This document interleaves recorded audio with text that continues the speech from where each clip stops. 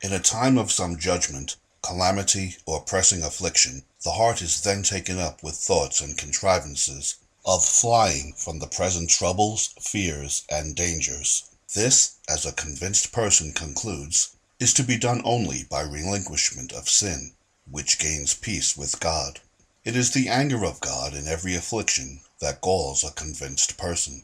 To be quit of this, men resolve at such times against their sins. Sin shall never more have any place in them. They will never again give up themselves to the service of it.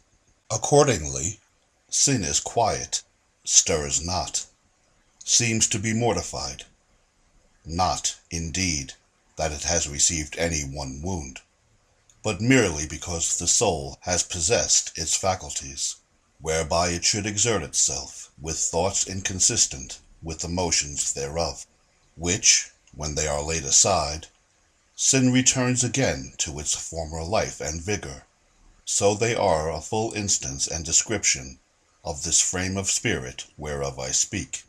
Quote, "For all this they sinned still, and believed not for his wondrous works.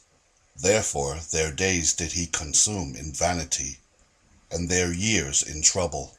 When he slew them, then they sought him, and they returned and inquired early after God.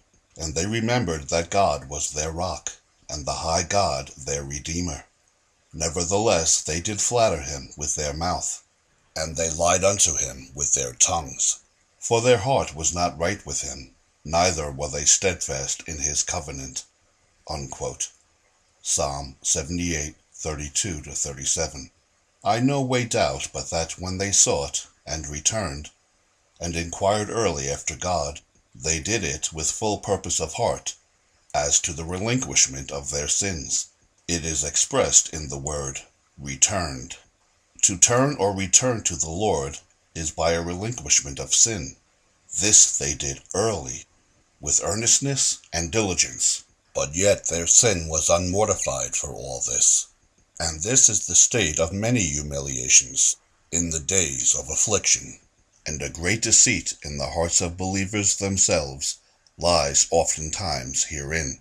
These and many other ways there are, whereby poor souls deceive themselves, and suppose they have mortified their lusts, when they live and are mighty, and on every occasion break forth, to their disturbance and disquietness.